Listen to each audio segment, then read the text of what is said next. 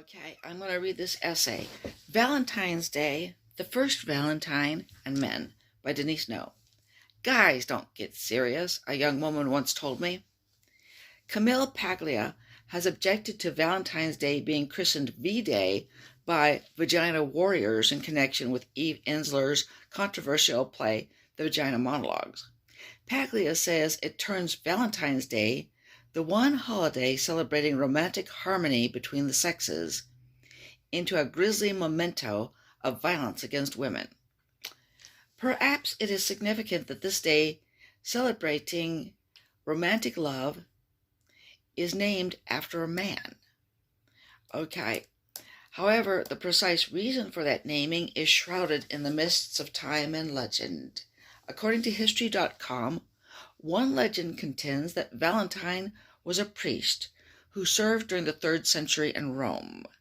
When Emperor Claudius I decided that single men made better soldiers than those with wives and families, he outlawed marriage for young men. The priest Valentine secretly continued to perform marriage ceremonies between women and young men despite the decree. Emperor Claudius I had him executed for officiating at these illicit weddings. Another legend says Valentine was jailed for trying to help persecuted Christians escape from Roman prisons.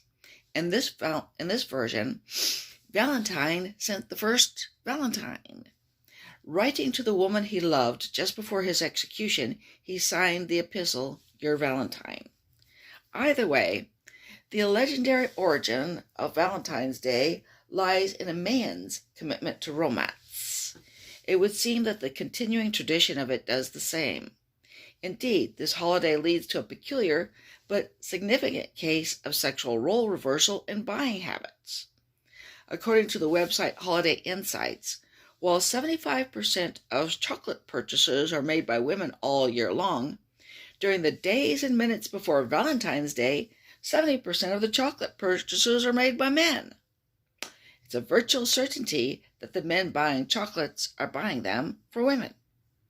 Although men read few romance novels, there is some evidence that men are in fact the more romantic and perhaps more romantically vulnerable gender. A study by Zick Rubin, Anne Piplau, and Charles Hill, well, at least I pronounced that last one right, found that men tended to fall in love more quickly than women, and that men rated the desire to fall in love as a more important reason for having entered the relationship than women did. Studying couples who had broken up, they learned that women were somewhat more likely to end the relationship, and that men reported feeling more depressed, lonely, and unhappy after the end of the affair than women did.